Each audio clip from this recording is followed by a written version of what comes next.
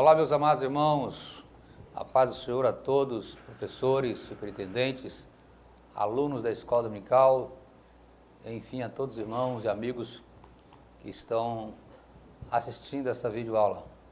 É com muito prazer que nós damos início aqui a mais uma videoaula, onde estamos estudando aqui um tema muito importante, que fala sobre o Deus que governa o mundo e cuida da família, né? E o comentarista é o nosso companheiro, pastor Silas, lá da cidade de Ji-Paraná, comentarista da nossa lição de adulto desse trimestre. Nós estamos vendo nesse trimestre uma lição baseada no livro de Ruth e no livro de Esther. Hoje estaremos estudando a última lição que se refere a esse livro de Ruth, aonde vemos aqui o casamento de Ruth e Boaz, a remissão da família. Está conosco aqui o pastor Marcos Miranda, que é professor também aqui da EBD, no Tempo Central, e estará conosco aqui hoje ministrando essa lição. Paz do Senhor, pastor Marcos. A paz do Senhor, pastor Wallace, e a todos que estão nos ouvindo e também assistindo. Que Deus abençoe a todos. Muito bem, meus amados, o textuário da nossa lição está registrado no capítulo 3 de Ruth, versículo 11, e diz assim: Agora, pois, filha minha, não temas, tudo quanto disseste te farei, pois toda a cidade do meu povo sabe que és mulher virtuosa. A verdade prática diz que uma mulher virtuosa tem um valor incalculável por seu caráter e sua disposição de servir a Deus e a família.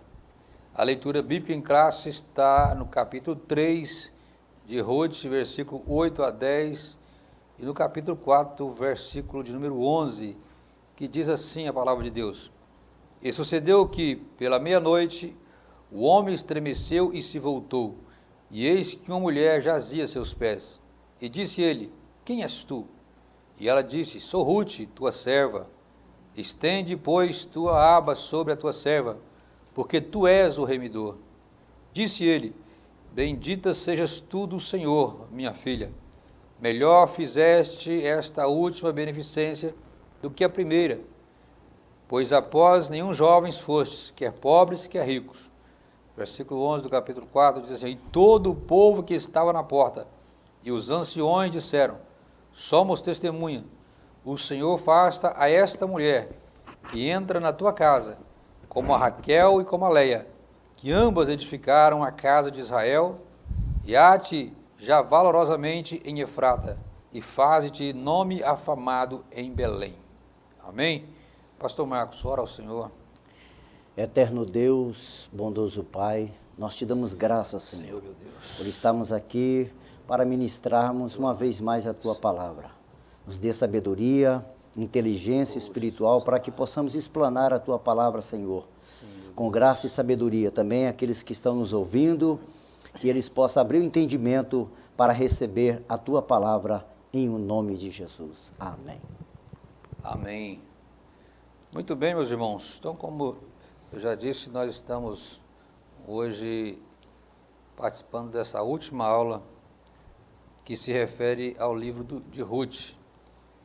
E ela vai falar aqui sobre o casamento de Boaz e Ruth, né? Nós vimos na lição passada, lição número 4, o encontro, né, de Ruth e Boaz, tudo que aconteceu ali, como foi que eles se conheceram. E agora nós vamos entrar nesse processo final, que é o casamento entre eles. O que a gente vê, uma coisa que já me chama a atenção logo no início, é que muito antes do rei Lemuel escrever lá no livro de Provérbios acerca da mulher virtuosa, como os irmãos sabem, lá em Provérbios capítulo 31, Ruth já recebeu esse título de mulher virtuosa, né? Muito antes disso. Nós vemos que no textuário da lição, Boaz a chamando de mulher virtuosa, né?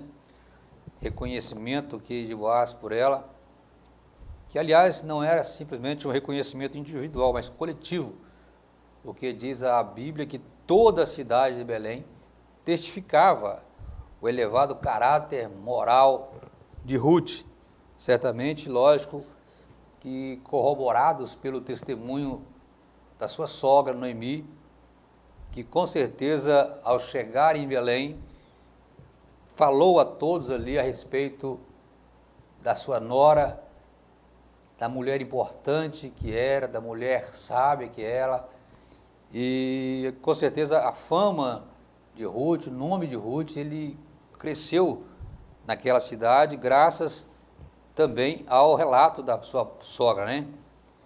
Então, essa mulher, essa moabita, que veio para Belém, que Boaz agora vai tomar em casamento, fazendo com que uma história que começou com fome, com mortes, como foi o caso de Elimeleque e seus filhos, termine agora com o casamento e com o nascimento de Obed, que veio a se tornar o avô de Davi. Então, é uma verdade bíblica fundamental que nós aprendemos através do exemplo de vida desses três personagens aqui em especial, Ruth, Boaz e Noemi. Que exemplo é esse? Que nós podemos tirar aqui de importante na vida dessas três pessoas aqui? É que Deus tem bênção para todos nós, mas só alcançarão essas bênçãos aqueles que são fiéis a Ele, aqueles que são obedientes, que seguem a sua direção, a direção de Deus e não a lógica humana, mesmo não sabendo o que lhe reserva o amanhã, mas estão sempre atentos a fazer aquilo que Deus quer e que Deus ensina. Então, Ruth, Boaz, Noemi são exemplos a serem seguidos por nós. Então, pastor Marcos, nós vamos ver então, a partir agora desse primeiro ponto, vamos entrar aqui diretamente no primeiro ponto da lição, que fala do compromisso de Boaz com Ruth. O primeiro tópico fala aí no lugar da bênção. Fala para nós um pouco sobre esse lugar, o lugar da bênção. Meus queridos amigos, irmãos, professores que estão nos assistindo, nós aprendemos aqui que o lema de Ruth era diferenciado. Ruth, ela sabia que ela tendo oportunidade, ela não poderia perder a sua oportunidade. Nós vemos que no começo do livro de Ruth, começa com tragédias, fome, mortes, mas servimos um Deus que é poderoso para reverter tragédias, em bênção. E se olharmos, vamos ver que Ruth, ela passou por desafios muito grandes, mas ela não olhou para o passado. Ela fitou os olhos em alguém que poderia salvá-la da situação, que é olhar para Deus, que Ele é o dono de nossas vidas. Não devemos deixar que o passado invade a nossa mente e nos rouba a alegria de permanecer lutando pelo presente.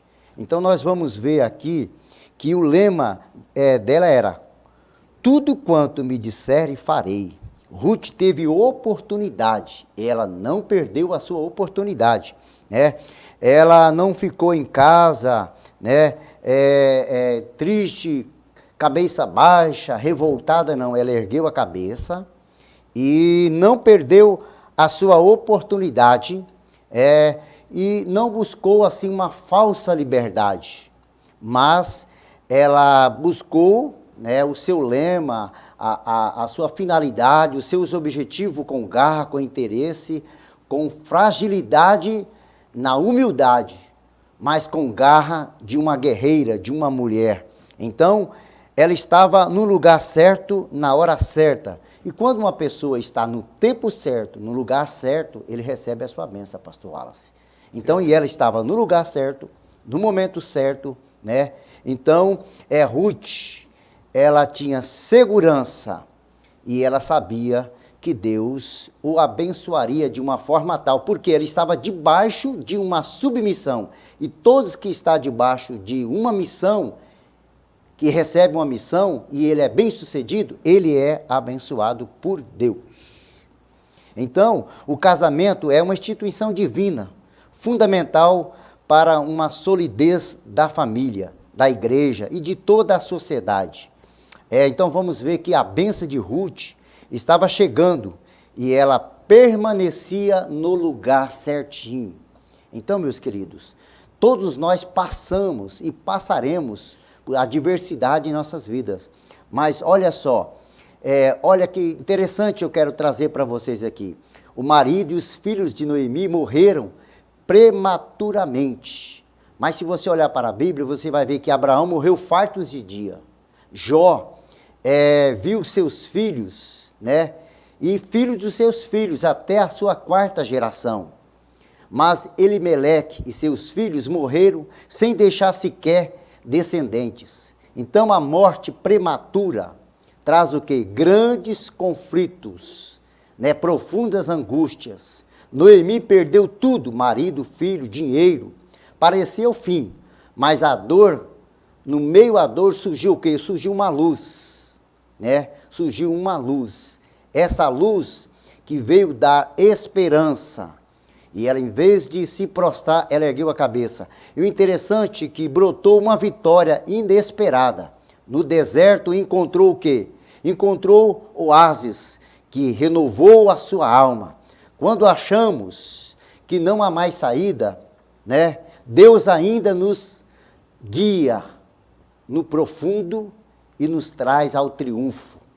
Então a gente vai ver que ao estar no lugar da bênção, em meio à adversidade, Deus sempre vai prover a hora certa. No deserto, né, ela encontrou alguém para satisfazer a sua alma. Então você não seria lançado no mar esquecimento. Você não vai ser lançado no mar como ela também não foi. Quando achamos que não há mais saída, Deus vem com a esperança. Então, jamais Ele vai nos abandonar. Deus jamais vai nos deixar só. Por quê? O inimigo não celebrará a tua ruína. Os que te perseguem, aqueles que querem a sua derrota, eles não vão conseguir. Mas você tem que estar o quê? No lugar da bênção, na hora certa, na vontade de Deus e sempre buscando, assim como fez Ruth, ao auxiliar a sua sogra no meio da derrota, a tristeza, ela disse, eu estarei contigo sempre. É isso, apóstolo Marcos. Muito bem explanado aí esse tópico da lição, né? Nós vamos, então, para ganharmos tempo já para o segundo tópico, que fala da iniciativa de Noemi. A gente vê que, pela história aqui, o primeiro tópico que já fala alguma coisa sobre isso, que o período da colheita já havia passado e terminado, não havia mais o que o Ruth fazer, digamos assim, nos campos de Boaz. O processo agora consistia do empilhamento, né, dos feixes colhidos. Esses feixes deveriam ser colocados em uma posição vertical para ficar melhor para ele trabalhar. E depois entrava no processo do joeiramento, que é o joeiramento, é o processo de remoção da palha, que era feito na eira. Então, quando essa possibilidade de recolher diminui com a conclusão da colheita, Noemi, ela toma mais uma vez aqui a iniciativa de instruir Ruth de como fazer para se aproximar de Boaz, já que agora ele está joeirando cevada na eira. Então, ela agora passa instruções para Ruth de como ela deveria agir para ela ter esse encontro com Boaz, para que essa história pudesse ir para as vias de fato, digamos assim, que era os dois se conhecerem e eles poderem partir então para um casamento. Então Ruth, Noemi, ela toma essa iniciativa de fazer com que Ruth agora, como já não estava mais na colheita do trigo e da cevada, mas na parte do joeiramento, e segundo a história, sempre na parte da tarde, à tardezinha, havia-se um vento, sempre aqueles horários, e era esse horário que eles escolhiam para fazer esse joeiramento, que eram feitos com algumas ferramentas. Umas era tipo um garfo de 5 pontas, que usava-se para jogar aquelas eiras para cima, os cereais para cima, e aí o vento pegava e jogava a palha fora e o pesado ficava ali perto ali. Tipo como fosse você pegar uma peneira, banar um café e tal, você jogava a folha fora, e assim era feito esse joeiramento. E quando esse serviço com esse garfo acabava, aí usava-se a pá. E era essa pá que era para fazer esse serviço dessa parte mais pesada que ficava ali. Então era esse processo que estava vivendo agora ali, o pessoal de Boaz. E Boaz, ele geralmente ele dormia, geralmente perto dessas depósitos, desses lugares onde era feito, né, da eira, que era o lugar onde eles colhiam, onde eles trabalhavam os cereais, até porque eles faziam isso por causa de evitar roubos, que existiam, segundo a história, tinha muitos ladrões que roubavam essas colheitas. Então, Boaz, muitas das vezes, ele dormia ali, perto desses cereais, para proteger esses cereais. E é justamente nesse momento que Ruth, ela instrui, Noemi instrui Ruth a ir e deitar-se aos pés de Boaz, e aí, então, é onde acontece toda essa história que Ruth, ela pede para que ele estenda ali, né, a capa e tal, tem todo esse processo que a gente vai ver com mais detalhe durante a lição. Mas nós vemos que Ruth, ela é uma mulher sábia e sempre tomando iniciativa no intuito de abençoar a vida da sua nora e automaticamente a sua vida também, porque ela sabia que Ruth, sendo abençoada, ela também seria. E por isso ela tinha essa coisa na sua mente de poder, de ajudar a Ruth, de ensinar a Ruth, para que ela pudesse fazer a coisa da maneira certa. Então, a gente vê que Ruth, ela se deita ali aos pés de Boaz, ali tarde da noite, fica ali quietinho e tal. Não é que Ruth estava se oferecendo a ele, era algo que se fazia, era comum isso aí, quando havia essa situação. E a gente vê que Boaz, então, ele lá pelas tantas da noite, ele até se assusta, né, quando ele acorda e vê ele percebe que tem uma mulher deitada ali a seus pés, e é quando ele decide, então, a perguntar quem era que estava ali, e aí vai acontecer todo esse processo que a gente vai ver aqui a partir do próximo item aqui da nossa lição. Você quer falar alguma coisa sobre isso? Interessante, pastor Wallace, que Boaz, ele era um homem de caráter elevado, né? Porque houve um respeito mútuo, tanto ela quanto ele. Ao deitar-se aos pés dele, a história diz que à meia-noite ele acordou, se assustou, né? E perguntou: quem és tu, mulher? Né? Ela, orientada por Noemi, ela responde pedindo a capa, porque Noemi sabia, pelo caráter dele, que ele daria a capa. Dando a capa, ele estava dizendo que assumiu o compromisso com ela. Então, para você ver, tudo isso era já Deus trabalhando, porque Deus usou uma crise de uma família, né, para fazer a manutenção de um plano definitivo desde a fundação do mundo. Quer dizer, tudo ali já tinha a mão de Deus planejando tudo, através da sabedoria de Noemi e a obediência de Ruth. Então, Deus sempre trabalha com um propósito. Deus nunca faz nada sem propósito. Então, a gente vê que esse terceiro item é uma continuidade desse assunto, né, que fala respeitando o processo. A gente vê que Boaz, ele também não se aproveitou da situação. Talvez se ele não fosse um homem digno como era, ele poderia pensar até mal de Ruth por aquela atitude ali, né, de deitar-se aos seus pés. Mas ele respeitou, né, o processo que começou com essa orientação de Noemi. Ruth deveria se banhar, se vestir da melhor roupa possível. Tudo isso era uma maneira de Ruth impressionar ainda mais a Boaz, né? Que já era o admirador dela pela postura dela, pela maneira como ela agia, mas agora o processo estava tomando um rumo mais sério. E Noemi, preocupada com isso, faz com que Ruth se prepare, veste-se, toma-se um banho, vista a sua melhor roupa, né? Lógico que não era só isso que que Boaz enxergava, como já dissemos, Boaz ele já via o interior de Ruth, sabia que ela era uma mulher de Deus, apesar de vir de uma terra estrangeira, mas era uma mulher que já havia abrido o coração para Deus, era uma pessoa de confiança. Noemi já havia testificado também dela, e a gente vê que ela então agora, seguindo essa orientação de Ruth, ela faz todo esse processo que nós falamos, né? Vai, se deita aos pés de Boaz, e Boaz, como você já disse, ele estende, né? Ela pede para que ele estendesse a sua capa, né? Que era quase um pedido de casamento dela ali com ele, né? Porque ela sabia que ele era o remidor dela, ele era a pessoa certa para assumir aquele papel ali. Então ela estende, né? Pede para que ele estenda a sua capa sobre ela, e ele automaticamente ele percebe, né?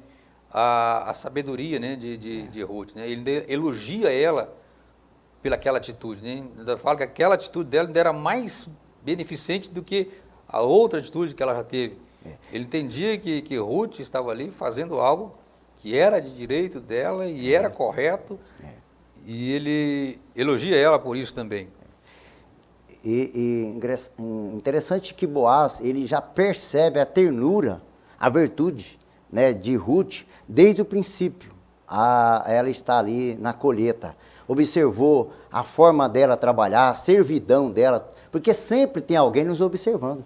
Achamos às vezes que ninguém está nos vendo, mas sempre tem alguém nos observando. Então, o mais nobre de uma mulher é a virtude, né? São as suas virtudes, né? Não são as suas virtudes exteriores, né? A sua beleza, os seus arranjos, os seus enfeites, embora são bonitos, ajuda na beleza da mulher. Mas a maior virtude da mulher é o seu interior. E o seu interior, como Ruth, refletiu no seu exterior, pela sua ternura, o seu tratamento, então a cordialidade dela. Então tudo isso influenciou que ele olhou e falou, peraí, essa mulher é diferente, né? Essa mulher aqui não é uma das nossas, não é da nossa tribo, não é da nossa descendência, mas é uma mulher diferente. A ternura dela chamou a atenção, embora ela tinha beleza, né? Era uma mulher bonita, mas as virtudes interior dela falavam mais alto ainda do que a sua beleza exterior. Beleza. Então, por isso que houve o respeito do processo, porque se eles não tivessem respeitado, por exemplo, ela deitou-se, ali ficou, não teve nenhuma intimidade, nenhum, digamos assim, linguagem portuguesa até pobre, rela, nada, né? Manteve a postura, tanto ele como ela, homens de caráter elevado. Então ela levantou bem cedo para que ninguém notasse e ela saiu. O que aconteceu? Mais me chama a atenção, pastor Ala. Eles souberam esperar o tempo certo, respeitar o devido processo. Quando respeitamos o devido processo, a bênção de Deus, ela vem de uma dimensão muito mais alta do que esperamos. Porque Deus, ele não trabalha. Quem sempre está no caminho do Senhor, pastor Wallace, não precisa de correr. Porque Deus não trabalha com velocidade, ele é dono do tempo. Ele trabalha com estratégia, com descrição, com habilidade, com o seu tempo. E eles souberam esperar o tempo. Ela, sabendo esperar o tempo, ela prosperou e foi agraciada por Deus. Porque eu tenho certeza que ela também sabia que se ela tomasse uma atitude errada ali, ela poderia ter perdido a sua bênção, né? Tinha. Mas ela fez, orientada por Noemi, uma mulher sábia. Mulher sábia. Que deu as orientações da maneira correta para ela, e ela fez, obedeceu a sua sogra, como sempre obedeceu, nos detalhes, e Deus abençoou ela. Boaz reconheceu isso, não se aproveitou da situação. A gente vê aqui, o próprio comentarista disse, não houve qualquer contato íntimo, né? Ela passou o restante da noite ali aos pés dele, depois saiu bem cedo, como você já disse, para nem ser percebida. E aí aguardaram-se o processo correr normalmente como deveria se ocorrer, que é o que a gente vai ver a partir do segundo tempo, o resultado desse processo todo aqui, né? Que é onde nós vamos entrar na fase aqui, onde vai encaminhar para esse casamento, que é um casamento também que ele nos remete, né, ao relacionamento de Cristo com a igreja, né? Sim. Ele muda, ele leva muito a esse mesmo simbolismo. A gente vai ver isso mais na frente aqui. No segundo ponto da nossa lição, nós temos aí, então, o casamento entre Boaz e Ruth. O primeiro tópico fala aí, concluindo o negócio. Concluindo o negócio. Vê que até aqui o negócio estava sendo desenrolado, né? Digamos assim. Conhecimento, eles se conhecendo, e agora partiram para esse processo aqui de uma aproximação mais séria, delas pedir para que ele lançasse sobre ela a sua capa. Ele fez isso, e agora então vamos caminhar para a parte principal, que é o casamento deles, como não vi a partir desse primeiro tópico aí, que é concluindo o negócio. O interessante aqui, pastor Wallace, que a gente vai ver a iniciativa de sugerir a Boaz que exercesse o papel de remidor, né, conforme o costume da sua época. Quando se fala que ela teve coragem, a sua iniciativa, mas ela foi bem discreta no seu gesto. Devemos salientar sobre isso. Ela foi discreta no seu gesto. Ela não foi uma mulher afoita, ela não foi a mulher que ela toma a frente, não para se demonstrar, não para seduzir, né? Mas assim, ela foi com paciência, com inteligência e sabedoria, né? Então, usando a sua cordialidade, ela toma a iniciativa para mostrar para ele que à frente do negócio ele tinha que tomar. Ela foi uma orientadora, ela foi aquilo que a Bíblia diz, auxiliadora. Então, ela não tomou a frente para ser uma mulher para frente, atrevida, não, ao contrário. Não, ela se coloca no seu lugar, né? Ela coloca no seu lugar com a sua brandura. E o que ela faz? Ela, em vez de conquistá-lo, seduzi-lo com a sua aparência, ela fez o quê? Ela conduziu ela a conquistar o seu coração. E ela conquistando o coração dele, ela sabia que com suas qualidades morais, que ele tinha e ela também, ele ia tomar a iniciativa de concluir o negócio. Porque nós sabemos que o homem é o cabeça. A Bíblia diz que o homem é o cabeça da casa. Olha a sabedoria dessa mulher. Ela tinha inteligência, mas ela usou a Bíblia como fundamento para que ele tomasse a iniciativa. Você viu que interessante? Sabedoria dessa mulher. Então a gente vê, você já disse isso aqui também, o casamento ele é uma instituição divina. E é uma instituição formada para a solidez da família, da igreja, da sociedade em geral.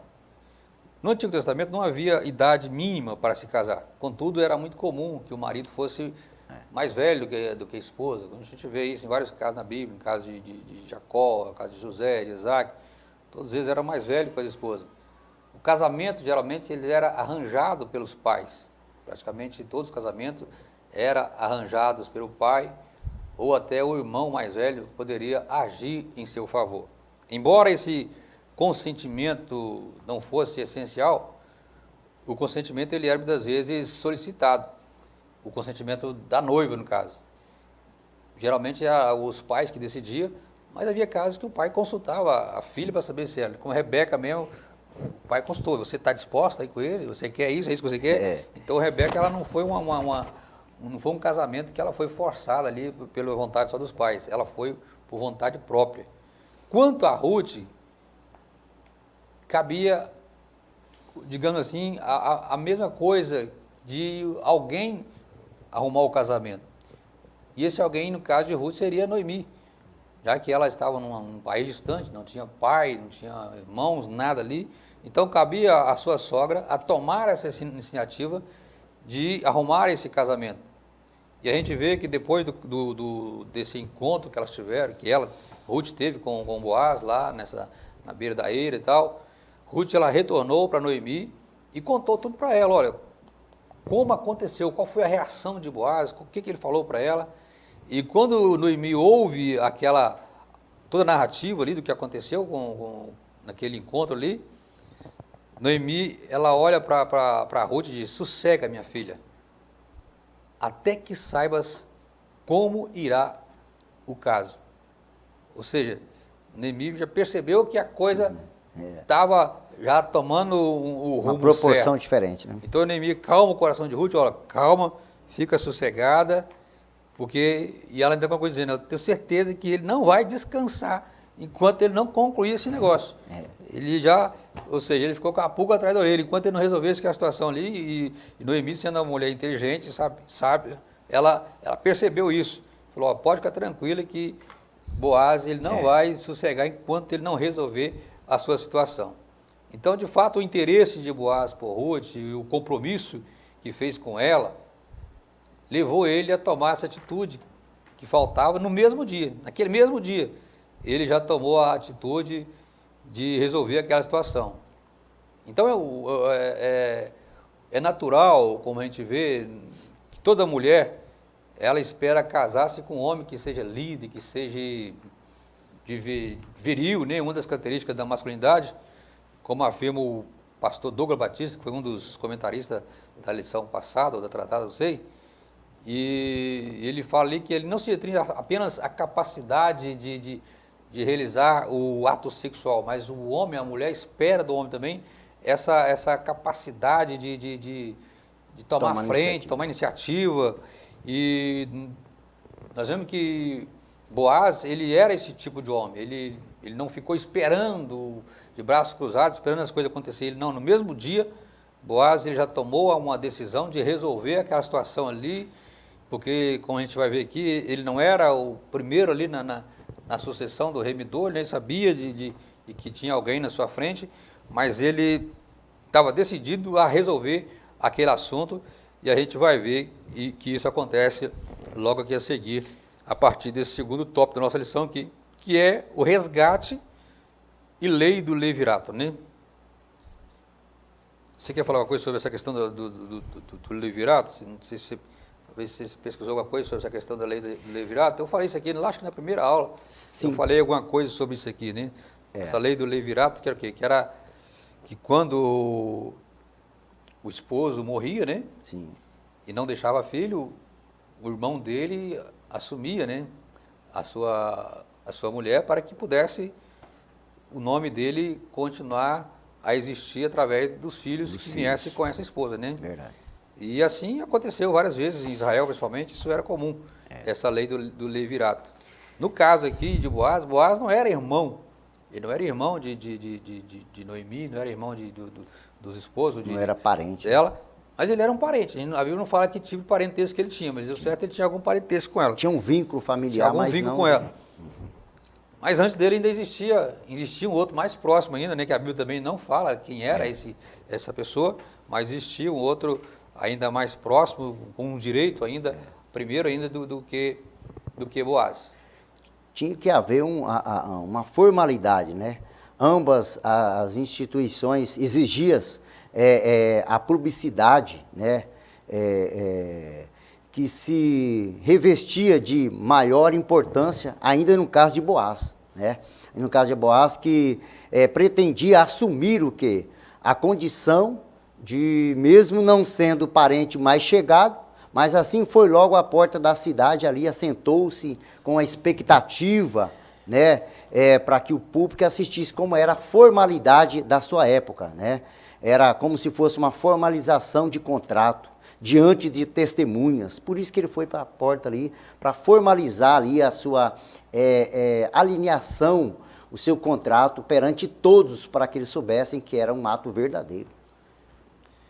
Isso. Então a gente vai ver aí que o comentarista da lição ele fala aí, que a aplicação das duas leis, que é a lei do levirato, né?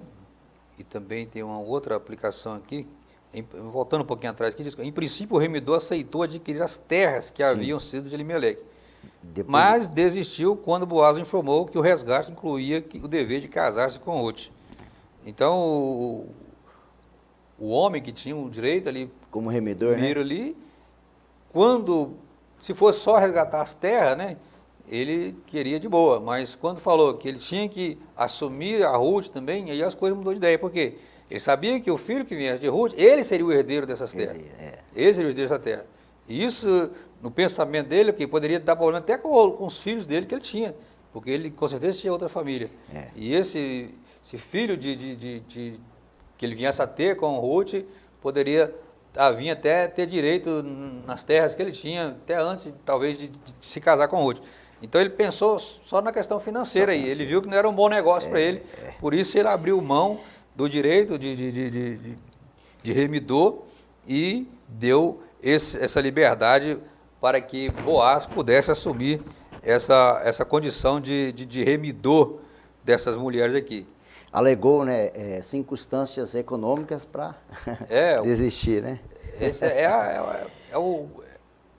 a visão do materialista, né? Só pensa só no material. Então, quando ele viu que isso poderia vir trazer problema para ele, ele logo abriu mão desse direito de remir aquela mulher ali.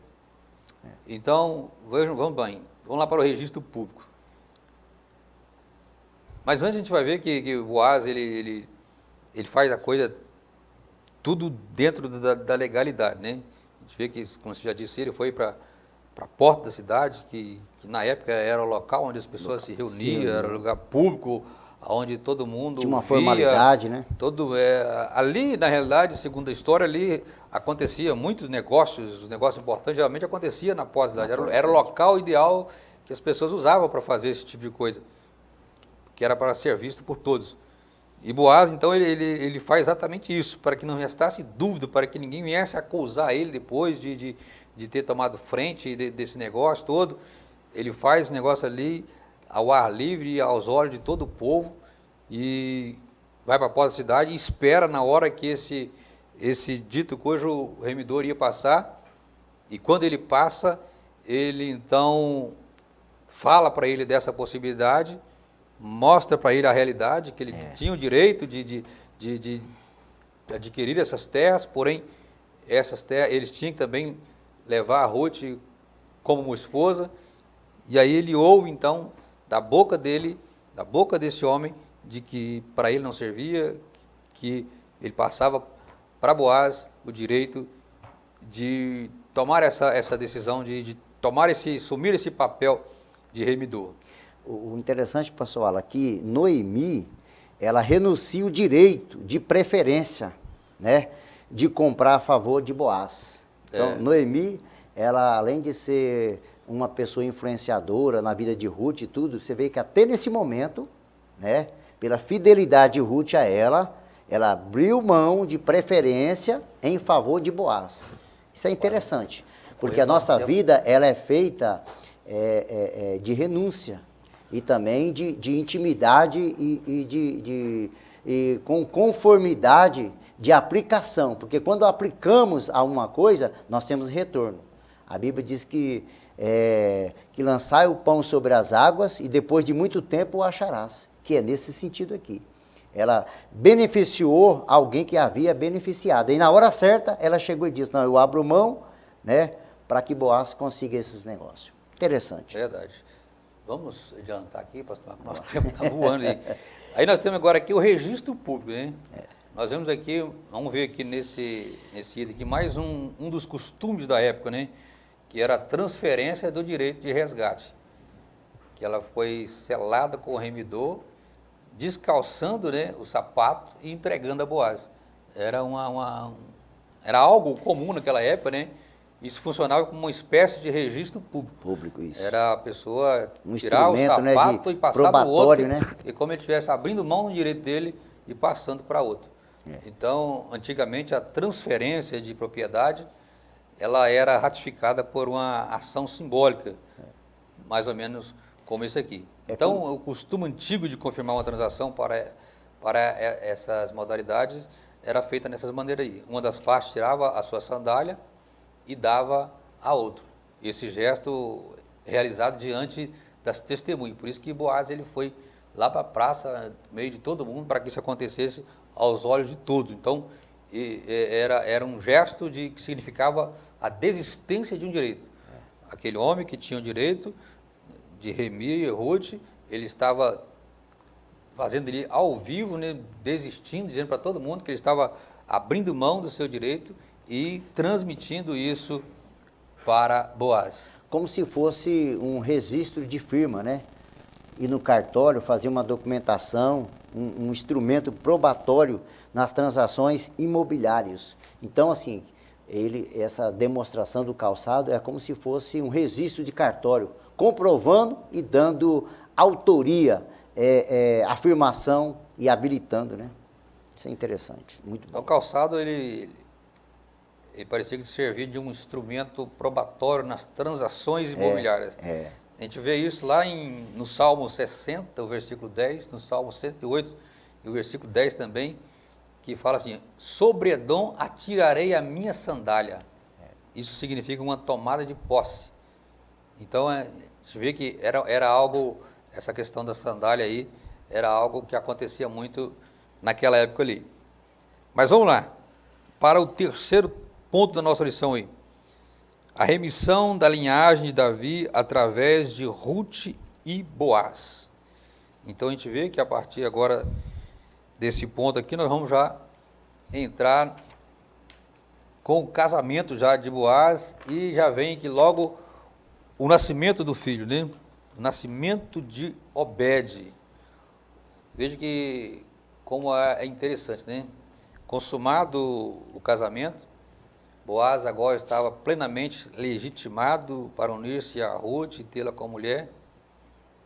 E também é interessante saber que esperar o tempo para a assunção das bênçãos que Deus para nós é muito importante. Ver que, por um ato da providência divina, o Senhor lhe deu a Ruth Conceição. Ruth, a gente sabe que ela não teve filho, a Bíblia não registra isso, eu acredito que ela não teve filho, não se sabe por que ela também não teve filho no seu primeiro casamento. Talvez ela fosse até o caso dela ser estéril, mas agora, debaixo da bênção de Deus, se ela era estéril, ela foi curada, Deus deu a ela essa alegria de poder ser mãe. Então, se ela era estéril, foi um milagre ainda maior ainda, né, operado através do nascimento de Obed. Então, de qualquer sorte, a geração de uma vida, ela é uma dádiva de Deus, é um ato exclusivo do seu poder. E Deus, ele tem propósito para todas as pessoas. Não cabe aqui, de jeito nenhum, a nós, homens, meros mortais, sob nenhuma hipótese, interromper uma vida em qualquer que seja a sua base, a sua fase, né? Nós estamos vivendo um tempo aí onde muito tem se discutido a legalização do aborto, onde as pessoas estão fugindo, não estão dando, digamos assim, o determinado valor de uma vida. E a gente vê na Bíblia Sagrada que Deus, ele sempre valorizou demais a vida. A maternidade sempre foi motivo de muita celebração, principalmente lá no tempo de Israel, até porque quando uma mulher ela não podia ter filho, ela sofria muito. Então, quando uma mulher tinha um filho, era uma alegria tão grande. E é uma pena que hoje, para muitos, isso já não está tendo tanto valor. É simplesmente trágico a gente assistir nos nossos dias tanta rejeição a filhos, né?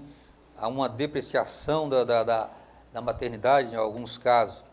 Mas nós vemos aqui que o nascimento de Obed, o nascimento desse filho de Ruth e Boaz, ele trouxe uma euforia entre as mulheres de Belém. Não foi só Ruth, Noemi, que ficou feliz com o nascimento de Obed. Foi as mulheres de Belém ficaram felizes, alegres com o nascimento desse menino, né? Ainda mais eles entenderam, né, que Deus estava fazendo aquilo porque estava agindo em favor de Noemi. Noemi que havia voltado de Moabe, se sentindo amarga, né? Ela até disse que o nome dela era Mara, porque ela se sentia amarga. E agora as pessoas veem Deus trabalhando ali através da vida de Ruth, fazendo com que ela gere esse filho e trazendo alegria para Noemi. Apesar de mim ser um neto de Noemi, mas para ela era como se fosse um filho, até melhor do que um filho. Então, o nascimento de Obed, ele serviu para trazer uma renovação de vida para Noemi e para todas aquelas pessoas daquela cidade ali. Então, aquele filho de Ruth, ele serviu para levantar o ânimo de Noemi. Que Noemi, apesar de tudo, a gente sabia que ela ainda se sentia triste por ter perdido o marido, perdido os filhos, e está agora tendo Ruth, uma nora exemplar, mas não tinha filhos, não tinha uma descendência, um herdeiro, e agora o nascimento de Obed faz renascer toda essa esperança, essa alegria, e faz com que ela tenha novamente projetos para aquela criança. Ou seja, o nascimento desse filho de Ruth, ele veio só trazer alegria para aquela família toda, né? Então, assim, como hoje o neto, ele traz muita alegria, né, para os avós, para os pais. E aí a gente vê que Noemi foi agraciada com o neto e ela se sentiu-se quê? Maravilhada, né? Com orgulho, com a sua autoestima elevada, porque ela teve alguém agora para cuidar, né? E também alguém no futuro para cuidar dela. Então, foi um negócio mútuo, um casamento excelente, muito bom. Então, uma recompensa de quem dedica a vida a outro, Deus dá as recompensas na hora certa. E para encerrar aí o nosso último tópico desse terceiro ponto, fala de Boaz, um tipo de Cristo, né? A gente vê que, como diz o comentário aí, se Noemi, Ruth ou Orfa não se casasse com alguém da família de Meleque, a linhagem ancestral de Davi teria sido interrompida. Noemi já não tinha idade para gerar filho, Orfa havia voltado, né, que era uma das noras dela, havia voltado para sua terra, para seus pais novamente, mas Deus, ele dirigiu a vida de Ruth por um caminho de renúncia, um caminho de amor, um caminho de pureza e de muita submissão à sua sogra. E uma vida também de se voltar inteiramente para um Deus que não era o Deus da sua terra, era um Deus da sua sogra, e ela entendeu, através da vida da sua sogra, que o Deus dela era realmente um Deus verdadeiro, um Deus que merecia ser seguido por ela. Então a gente vê que Deus então vê essa inteireza de coração de Ruth, um coração verdadeiro, e Deus então decide ajudar, a instruir ela até chegar nesse ponto de vir a se casar com Boaz. E a gente vê que toda essa simbologia aí, né, que Boaz ele simboliza o amor de Jesus por todos nós.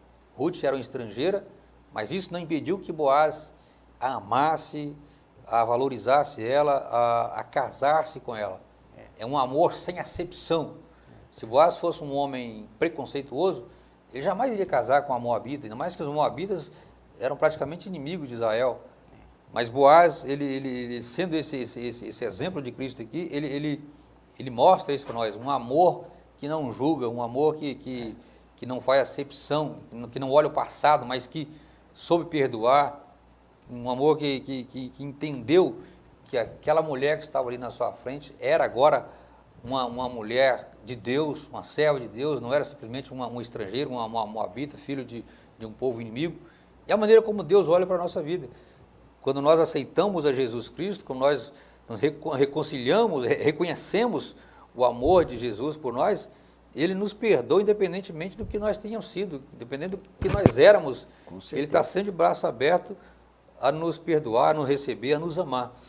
É por isso que Ruth é considerada como uma figura nossa, né? A igreja de Jesus, comprada, redimida, enquanto Boaz é uma figura de Cristo, né? Que nos resgatou.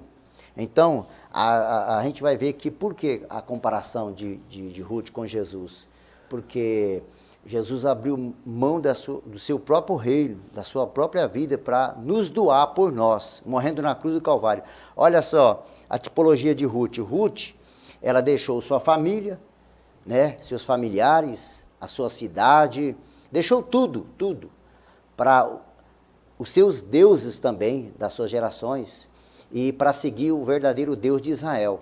Aí ela diz para Noemi, né, o seu povo será o meu povo, o seu Deus será o meu Deus. Então ela abriu mão de tudo para se doar ao Deus verdadeiro, né? Então isso é muito interessante. Por isso que ela é a figura da igreja, né, que Jesus abriu mão dos seus direitos para morrer numa cruz do Calvário para nos dar vida.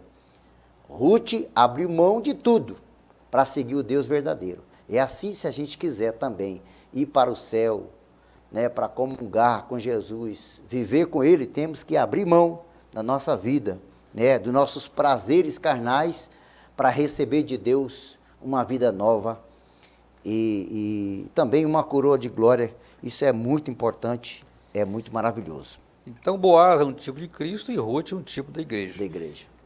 Meus irmãos, vamos para a conclusão da nossa lição, e já estaremos encerrando a nossa videoaula.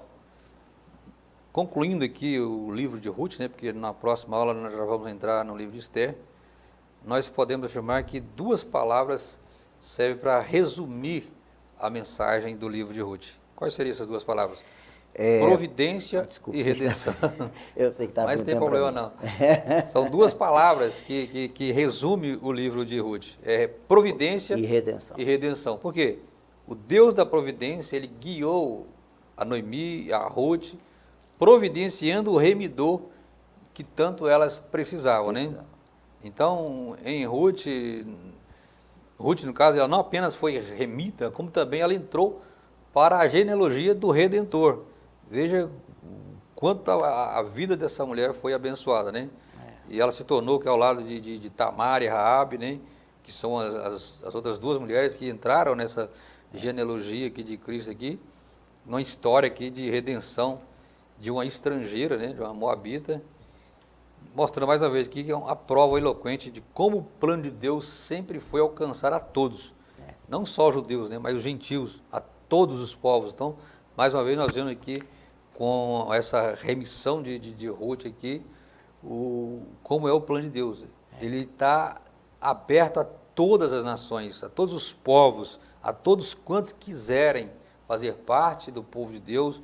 Deus aceita essa pessoa, é só ela aceitá-lo como Salvador da sua vida, entender a essência do Evangelho, entender que o Evangelho ele é o poder de Deus para a salvação, independentemente de que nação, que povo que essa pessoa pertença. O certo é que nós precisamos orar para que Deus nos encha da sua graça, para que nós possamos proclamar desse Evangelho, anunciar esse amor de Deus, o amor divino, que redime a todos aqueles que creem no Redentor, que é Cristo Jesus, o nosso Salvador. Pastor Marcos, as suas palavras aí conclusivas, já estamos encerrando a nossa videoaula. A história de Ruth, né, é uma história de redenção, de colheita. Nós sabemos que o plantio, ele é opcional, né? Você planta se quiser, mas a colheita, você querendo ou não, você vai colher. Você planta o que quiser, mas vai colher o que plantou. O que plantou. Então, a colheita é opcional. Agora, o plantio é opcional. Agora, a colheita é obrigatória. Então, você vai colher de qualquer maneira. Então, plante o bem, faça como Ruth. Plantou uma boa semente de boa amizade, de compromisso, fidelidade, de comprometimento, de amor, de coragem, iniciativa, lealdade, carisma, bondade, com muitas características. Mas ela foi uma vencedora, porque ela soube se colocar no seu lugar. As iniciativas foi tudo dentro de maturidade e comprometimento. Que Deus te abençoe e que possamos usar o livro de Ruth para que venha nos agraciar e nos dar potencialidade para sermos melhor cada dia, porque cada dia precisamos ser melhor em nossas vidas. Um abraço a todos que estão nos assistindo, ao nosso pastor presidente, a todos que estão nos ouvindo e vendo, que a bênção do Senhor continue sobre a sua vida, que possa ter uma aula abençoada por Deus. Quero agradecer aqui também nosso amigo pastor Wallace, nosso coordenador geral da nossa Escola Bíblica Dominical do Campo de Jaru. Deus abençoe, meu querido, por estar aqui contigo. Obrigado, pastor Marcos. Deus abençoe a todos, os nossos amigos, irmãos, professores, alunos. E no próximo domingo, permitindo Deus, nós estaremos aqui na próxima semana gravando mais uma videoaula para te abençoar e te ajudar na sua preparação da sua aula. Eu já quero também aqui lembrando aos professores que dia 23 de setembro nós estaremos tendo aquele encontro, né, trimestral com todos os professores e superintendentes. Então, vocês já vão se preparando aí, não marque nada para essa data, que queremos a presença de todos aqui no dia 23 de setembro. Que Deus abençoe a todos, ficam todos na paz do Senhor.